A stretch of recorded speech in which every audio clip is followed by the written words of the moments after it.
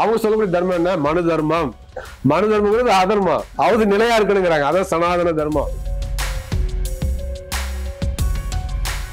கலப்பு திருமணம் ஏற்பட்டா உடனே வந்து பாத்தீங்கன்னா கூலிங் கிளாஸ் போட்டு ஏமாத்திட்டாங்க, ஜீன்ஸ் போட்டு ஏமாத்திட்டாங்க. யாராச்சும் ஜீன்ஸ் பேண்ட் போட்டு ஏமாத்துவாங்களா? ஏன் யாராச்சும் வந்து நம்ம தமிழ்நாட்டில் உள்ள பெண்கள்லாம் படிச்சவங்களா இருக்காங்க.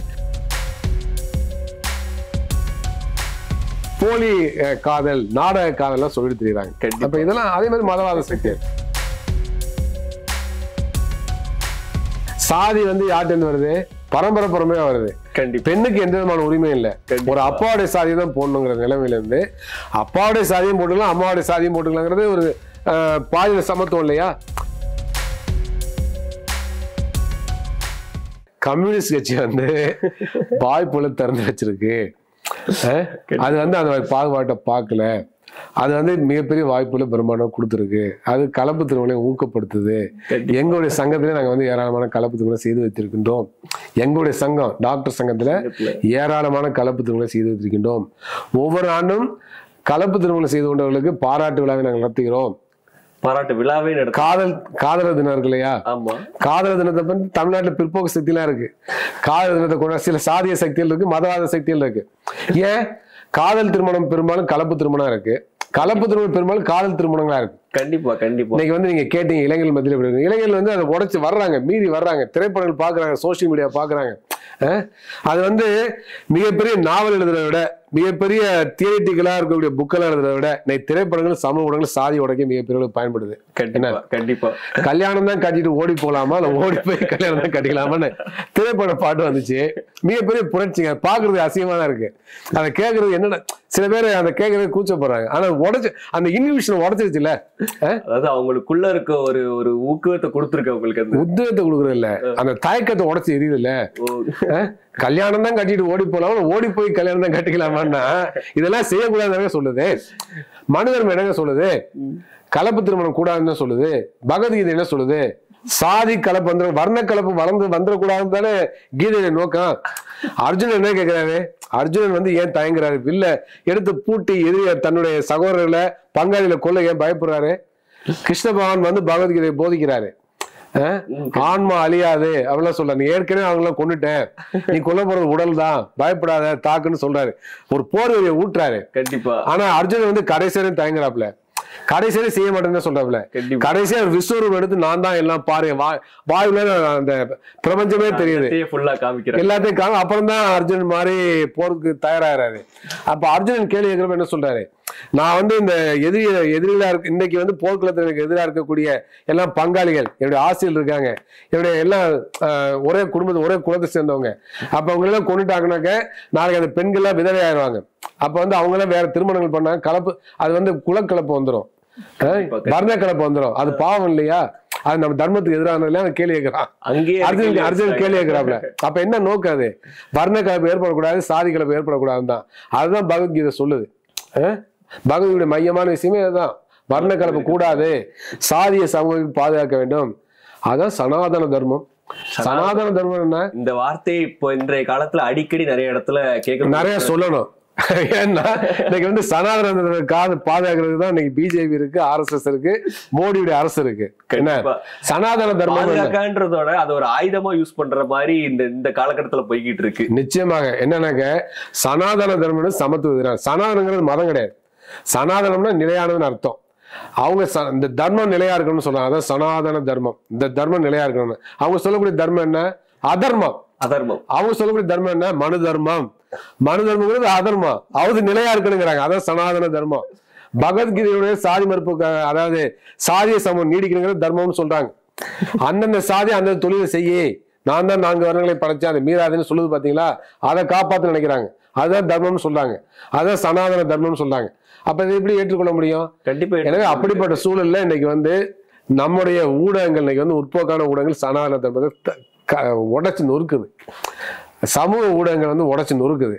இளைஞர்கள் மத்தியில மிகப்பெரிய மாற்றங்கள் வருது. அந்த காலத்திற்கு ஏற்ற மாற்றம் வந்துகிட்டே இருக்குன்னு நினைக்கிறீங்களா? உற்பத்தி சக்தியில் வளர்றப்ப, நவீன தொழில்நுட்பம் வர்றப்ப மக்கள் மனதில் மாற்றங்களை உருவாக்குது. விஞ்ஞான தொழில்நுட்ப வளர்ச்சி, சமூக மாற்றம், இதெல்லாம் வந்து அந்த இன்ஹிபிஷனை போக்குது. ஏராளமான பேர் நீங்க ரயில்வே ஸ்டேஷன்லாம் போங்க, சாதாரண வந்து கூட்டமா இளைஞர்கள் உட்கார்ந்து பேசுறாங்க, தனிப்பட்ட உட்கார்ந்து பேசுறேன். இதுல நம்ம வந்து இதெல்லாம் வரவேற்கணும். இந்த பழைய சக்திகளுக்கு பிற்போக்கு சக்தி அதெல்லாம் பார்த்து எரிச்சலா இருக்கும், நமக்கு சந்தோஷமா இருக்கு. அதே போலதான் தமிழ்நாட்டில் உள்ள சில பிற்போக்கு சக்திகள் சாதியத்தை பாதுகாக்கணும்னு நினைக்கக்கூடியவங்க, மதத்தை பாதுகாக்கணும்னு நினைக்கிறவங்க காதல் தினத்துக்கு எதிராக செயல்படுறாங்க. அப்புறம் வந்து அதை எதிர்த்து போராட்டம் சொல்றாங்க. எதிர்ப்பு ஒரு கூட்டமே வந்து என்ன பண்றாங்கன்னா சாதியை அடிப்படையா புடிச்சிட்டு தான் இருக்காங்கன்னு சொல்றீங்க. ஆமா, அவங்க நோக்கமே அதானே. ஏன் காதல் எதுக்குறீங்க?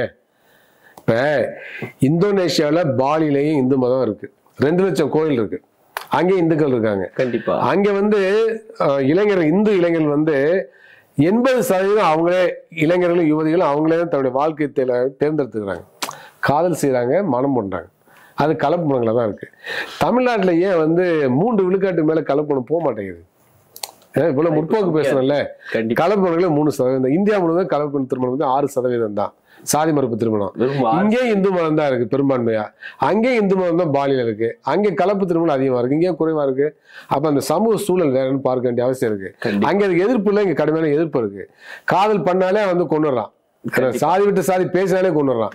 அப்படிப்பட்ட மோசமான நிலையில மாற்ற வேண்டும் என்பதை நோக்கம்.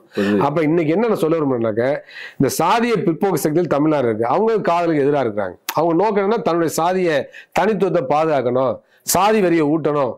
அந்த சாதி வரியில தன்னுடைய சாதியை பார்க்க ஓட்டு வங்கி போயிடும், வாக்கு வங்கி போயிடும். கண்டிப்பா. அப்ப வந்து எனக்கு கலப்பு திருமணம் ஏற்பட்டா உடனே வந்து பாத்தீங்கன்னா கூலிங் கிளாஸ் போட்டு ஏமாத்திட்டாங்க, ஜீன்ஸ் போட்டு ஏமாத்திட்டாங்க. யாராச்சும் ஜீன்ஸ் பேண்ட் போட்டு ஏமாத்துவாங்களா?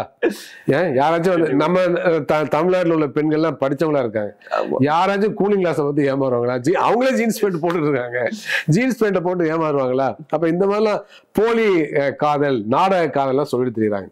அப்ப இதெல்லாம் அதே மாதிரி மதவாத சக்தி, இதெல்லாம் சுக்குநூறாக இருக்கதானே செய்யுது. அந்த மாதிரி ஒரு ஏமாற்றத்திற்கு அதெல்லாம் இருக்கதாங்க செய்யுது.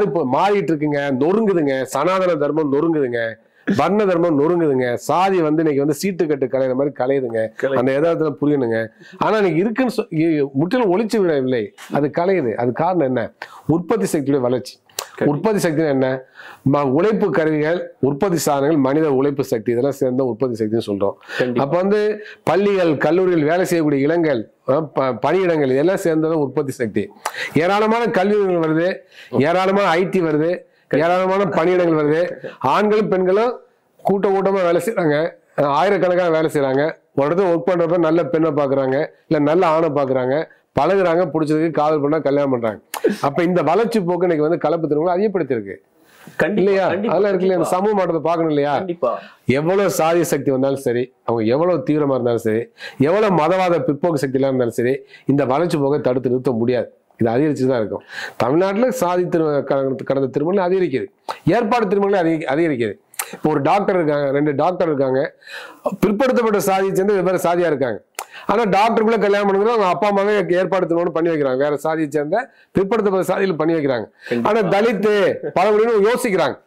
அதுவும் காலப்போக்கில் மாறும். எதா இருந்தாலும் பரவாயில்ல, எந்த ஜாதியா இருந்தாலும் பரவாயில்ல, கல்யாணம் பண்ணிக்கிறோம் அப்படின்னு மனநிலை இன்னைக்கு வந்துட்டு இருக்கு, இல்லைன்னு சொல்ல முடியாது. அதெல்லாம் சமூக மாற்றங்கள் வருது, இதை வந்து நான் ஆதரிக்க வேண்டும், இந்த வளர்த்திருக்க வேண்டும். நம்ம இதை பாக்குறப்போ வந்து நல்லபடியா தெரியுது. இன்னொரு பக்கம் வந்து இது வெட்டு குத்து கொலைன்ற ஒரு இடத்துலயே போய் முடியுது, முக்காவாசி இடத்துல அப்படி முடியுதுன்றப்ப அது மத்தவங்களுக்கு ஒரு பயத்தை கொடுக்காது. அதாவது இப்போ ஒரு காதலர்கள் இருக்கிறாங்க, மாதிரி திருமணம் பண்ணணும்னு நினைக்கிறாங்க, இப்படி ஒரு விஷயத்த கேள்விப்படுறாங்க, இந்த மாதிரி மத திருமணம் பண்ண, கலப்பு திருமணம் பண்ண போனவங்கள வெட்டிட்டாங்க, அந்த மாதிரி நிறைய வந்து செய்திகள் கேள்விப்படுறாங்கன்றப்போ அவங்களுக்கு ஒரு பதட்டமான சூழல் உருவாகாதா? இது வந்து என்னன்னா அப்பட்டமான மிரட்டல். இது வந்து கடுமையான கண்டனத்திற்கு. அதனால வந்து இந்த கலப்பு திருமணங்களுக்கு எதிராக உள்ளவங்க மீது கடுமையான நடவடிக்கை எடுக்கணும். சாதியான கொலைகளை தடுப்பதற்கு தனி சட்டத்தை கொண்டு வரணும் நம்ம சொல்றோம். அதுபோல கலப்பு திருமணத்தை ஊக்கப்படுத்த தேவையான திட்டங்களை வந்து அரசு இன்னும் அதிகப்படுத்தணும். இப்ப தமிழ்நாடு அரசு செய்து இல்லைன்னு சொல்ல முடியாது. முதல்ல இந்தியாவிலே பாத்தீங்கன்னாக்க கலப்பு திருமணம் செய்தவுடைய குழந்தைகளுக்கு வந்து என்ன சாதி போடுறதுன்னு பிரச்சனை வர்றப்ப தமிழ்நாடு அரசு தான் அப்பாவுடைய சாதியும் போடலாம், அம்மாவுடைய சாதியும் போடலாம்னு சொன்னாங்க. இதுவே வந்து சனாதன தர்மத்துக்கு எதிரானது. சாதி வந்து யார்கிட்ட வருது? பரம்பரையா வருது. பெண்ணுக்கு எந்த விதமான உரிமையும் இல்லை. ஒரு அப்பாவுடைய சாதியை தான் போடணுங்கிற நிலைமையில இருந்து அப்பாவுடைய சாதியும் போட்டுக்கலாம், அம்மாவுடைய சாதியும் போட்டுக்கலாங்கிறது ஒரு பாலியல் சமத்துவம் இல்லையா? பெண்ணுக்கு சம உரிமை வழங்குறது இல்லையா? அப்ப அந்த வாய்ப்பு தமிழ்நாடு கொடுக்கப்பட்டது. அதே போல பேரறிஞர் அண்ணா காலத்துல பாத்தீங்கன்னாக்க கலப்பு திருமணம் செய்து கொண்டவர்களுக்கு அவங்க வந்து அன்பளிப்பு அறிவிச்சாங்க. அதே போல மாலை மாற்றி கொண்டாலே திருமண முறை வந்து பேரறிஞர் அண்ணா தான் கொண்டு வந்தாரு. இதெல்லாம் மிகப்பெரிய முற்போக்கு மாற்றம். அதே போல கலைஞர் ஆட்சி காலத்துல வந்து கலப்பு திருமணம் செய்து கொண்டு ஊக்கத்தொகை வழங்கப்பட்டது. அந்த ஊக்கத்தொகை பெறுவதற்கு டாக்டர் கலைஞர் என்ன பண்ணாருனாக்கா அது வருமான வரம்பே இல்லைன்னு அறிவிச்சாரு.